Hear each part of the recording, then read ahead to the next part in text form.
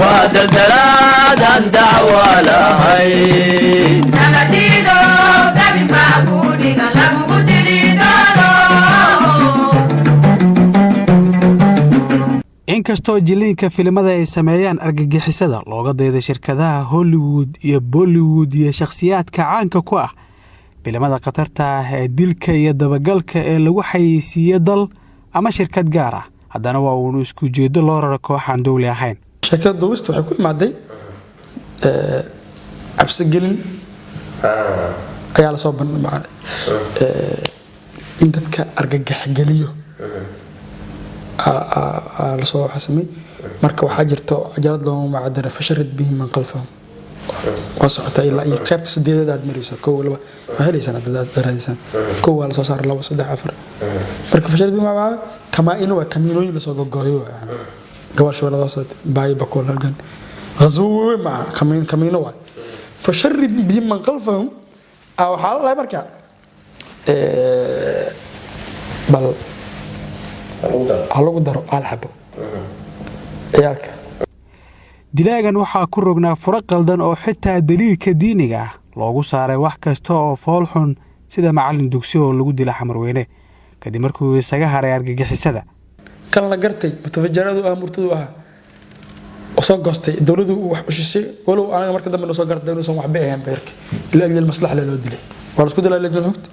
هدي أنا عن ديدو أنا مقدش عن كصابعه دولة الآن وشغيني وجوج عقل معه وحلو ودلة مركز لأجل المصلحة حلو سقط عيدي إهت أنا جيرا صورة الكهف فخشينا أيور خدمنا وكفرا أنا كم حلو بقي mid ka mid ah goobaha ay ugu jecel yihiin argagixisada inay ka gaadaan dadka waa masaajidda waana dhaqan ay wakiil kaga tahay argagixisada cadawga islaamka qofkii uu noqdo markii mar walba la soo aado ilaa hubka dhubaa lagu soo geliyaa waa la soo rafaadaa markii la soo aado masaajidna inuu ku jiro noqoto waxaa la soo qaadanayaa hadaa kacbada lagu dilay xadiidka hebel ninkii oo dhahay la dhahay rasuulku wuxuu haystaa biishtaar al-kacba faqtuluhu dhahay dhibaatada u geys darteeda marka hadda nimanka nin waxa laga aqbalaa markuu muslim yahay dhoorsay ahlu tawxiid u yahay hadii gamsay doo jara u gala najaasa gasho waa laga soo bixina ay gala ka waran hadda ma lagu deysana al-shabaab iyo daacish marka laga taga ka been sheegida diinta waxaa dhexdooda ka jira loolan isreebreeb ah waxaa seelka casawar qoraal ah looga dhigay fariin diini ah taasi oo faraysay in uu dilo kuwa isaga la midka ah ee ka wakiilka ah daacish maadaama loogu sheegay inay la shaqeeyaan ajaanibta waxa soo baxay bayaanka waxa lagu sheegay nimanka airportka laga waca Faransiisa soo qoro iskoolna wala soo siiya hadii ay dawladda qabatana wala soo daaya daacishka amniyadkooda tasmiinad waxa ka dhigan tahay jihadka kansar ku noqdaan waa sababta uu dhaca kansar ku noqdaan jihadka xalaal qabtay markii nimanka وبش نقول وقت مدينة لوان كو جيني لبا مركاتك أفرب كجوجان هذا سبب البورصة محمد حاجي waxa uu beeniyay in daadinta dhiiga aysan ka saari kareen dabaqada aad kaga jirto nolosha xagga aqoonta iyo maaliyadda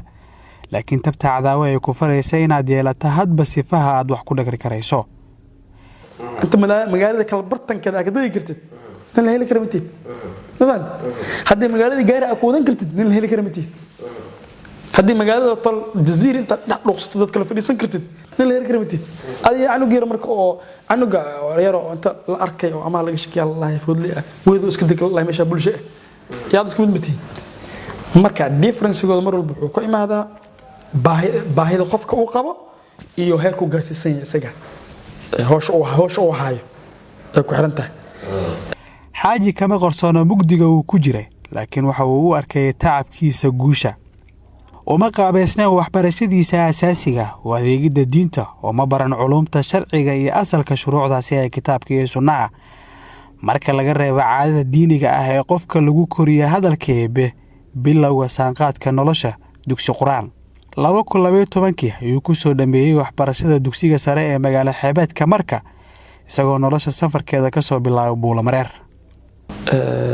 xag diinta saas oo marka dugsi hoose dhexe waxaan soo dhameeyay sanadka 2008 sabab siddeed isla academic year waxaan soo gudbay magaalada marka aan ka bilaabo dugsiga sare waxaan u dhameeyay 2011 iyo 2011 ilaa 2012 soo dhaxaysa aqoonteeda jaamacadda soo galay 2010 ilaa 2016 dhiganay shahaadada BA aan qaatay kadib waxaan galay macad English lagu barto magaalada ku cusba Frontier la dhaho meesha waxaan ka qaatay shahaadada diploma English assistant ahna ay qaateen markii aan ka soo assistant ahaatay isla ayaga waxaan ka noqday macallin English academic English aan dhigaa kadib online ka waxaan ka bartay Coursera application la dhaho oo free ah application la Coursera la sida waxa EDX oo kala waay barnaamij ka soo abligay waxaan ka bartay project management iyo logistics aan bartay. hankiisa waxa uu tusiyay abuuridda madallo ka qaybgalka dhacdooyin sanadla ah ama ku wareega dunida sida TEDx mashruuca uu curiyay madaxweynihii Mareykanka Barack Obama ee lagu tababaro dhalinyarada hoggaanka Afrika ee Yali yaa ka qaybgalka hab online ah Doha Debate. waxaan ka soo shaqeeyay barnaamij waxa jira oo aan ka abla garay khadka oo isoo baxay laakiin aan bixin xanuunsaday Yali network dhalinyarada Afrika barnaamij oo Barack Obama soo aasaasay oo Afrikada loo capacity building looga sameeyay free speech waxaa sameeyay forum oo madaxan ka ah oo ilaa mar dhow xataa mar dhow iska dhaafay forum waay Frontier waxa la adduunka ku keenay kartaa public speaking forum waxa looga hadlaa free speech ka xiriirka qolka waxa looga hadlaa debate iyo discussion English ku baxa aan Soomaali ahayn waxaan ku xirmay barnaamij la Doha Debates oo Doha laga qaban jiray. kala doorashada rabitaankaaga iyo aqbalaadda xaaladda aad ku jirto ayuu u diyaarsanaa macalinkan fursadaha dunida ay leedahay. environmental study أول كهرة intelligence واحد من ربي لكن اللي جسورة عندي ذي مصدر دانك دياري كده برنامج واحد أو UN كأت وحيسي climate change الله global warming لو هذا حس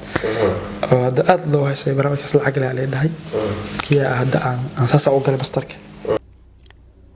haddaba ogow dilaagan tusaale oo ma ahan hogaamiyayaasha Al-Qaa'ida ee jooga jasiiradda Carabta buuraha Afghanistan Shiishaan Afrika bartamaheeda ama waqooyigeeda xitaa oo ma ahan tusaale kuwa dhuumaaleysanaya ee Soomaalida sida Axmed Diiriye magacayga ku soo gala adxaaj ma yaad fikradii aan ka hadlaa bas siyaasiyiinta dhan afaloway ah kararmaan iyo safgaraad iyo waxa dadkaas oo dhan dad waxa jir aad aan u jeclahay oo سياسيين ساني بنريس كمدا إليزابيث وارن نكان الله وهذا لو دي الجزيرة خدتها أبفرونت أرجعنا دي ميدا حسن وحسن فلوي مركب أحمد محمد هاشم ومجلس عساف قرشدو يها عرب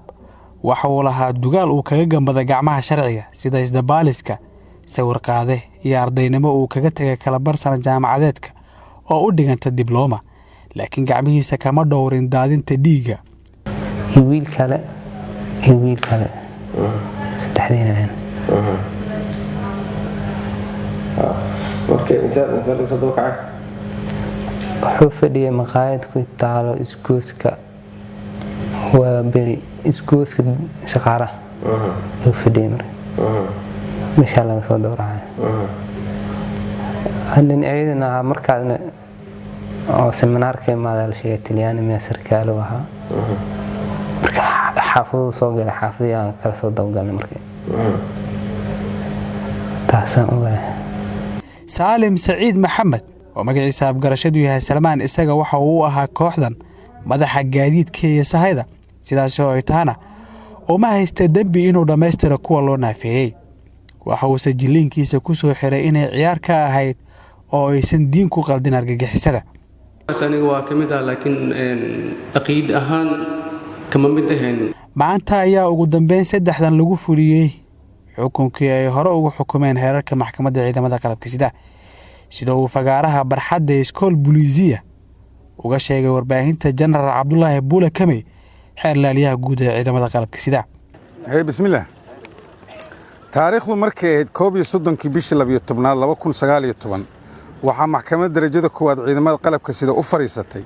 dacwad ciqaabeedkii loo haystay eedaysanayaasha kale ah: 1 maxamed xaaji axmed ilka case 27 jir ah, ina faadumo cumar xasan ku dhashay shabeellada hoose. 2 saalim siciid maxamed salmaan 27 jir ah, ina leylo xasan cumar ku dhashay shabeellada hoose. 3 axmed maxamed haashim carab 26 jir ah, ina cadday axmed islow ku dhashay shabeellada hoose, kuwaasoo xafiiska xeeraalinta ciidamada qalabka sida ku soo eedeeyey dembiyada kale ah ka mid noqosho urur hubaysan oo lid ku ah awoodaha qaranka qarandumis iyo dilal bareer ah. eedahaasi oo kale ah: 1 taariikhdu markay ahayd 10kii bishii 8 2016 marxuum cumar maxamed abiikir. 2 marxuum sarreeye guuto bool ismaaciil axmed ismaaciil makayaalow taariikhdu markay 28kii bishii 10 2016. 3 taariikh 27kii bishii 4 2017 marxuum eki sarreeye guuto maxamuud xaaji cali. 4 taariikhdu markay ahayd 24kii bishii 9 2017 marxuum eki sarreeye guuto xoogga cabdulaahi maxamed sheekh xasan quruurux iyo askari ilaalo u ahaa lagu magacaabayey marxuum ekis dable xoogga maxamed bile gacmey oo ka wada tirsanaa ciidanka xoogga dalka Soomaaliyeed. 5 taariikhdu markay 16kii bishii 1 2018 marxuum cabdulqaadir daahir diiriye oo ka tirsanaa ciidanka asluubta Soomaaliyeed. 6 taariikhdu markay 20kii bishii 2 2019 marxuum maxamed cabdiraxmaan maxamuud oo ahaa ku-xigeenka xeer ilaaliyaha guud ee qaranka. waxayna maxkamaddu ku xukuntay dil toogasho ah. 3 xukun sane ayaa xukunkii maxkamadda ka qaatay racfaan taariikhdu markayd 31kii bishii 12 2019. maxkamadda sare ee ciidamada qalabka sida waxay mar kale dil ku xukuntay eedaysanayaasha 19kii bishii 7 2020. maanta oo ay taariikhdu tahay 29kii bishii 11 2020 waxaa lagu fuliyey xukunkii dilka ahaa. wabilaahi tawfiiq. halkan waxaa sidoo kale joogay gudoomiyaasha maxkamadda ciidamada sida gudoomiyaha maxkamadda sare ee ciidamada qalabka sida jenaraal liibaan cali yarow, gudoomiyaha maxkamadda darajada koowaad ee ciidamada qalabka sida gaashaanle sare xasan cali nuurshuute, xafiiska xeer ilaalinta maamulka gobolka banaadir iyo mas-uuliyiinta amniga gobolka. sidoo kale waxaa halkan jooga dadyo u soo daawasho tegay xukunka lagu fulinayay dhagarqabayaal ka tirsanaan jira mar al-shabaab. cabdiqaadir ciise, warbaahinta qaranka, muqdisho.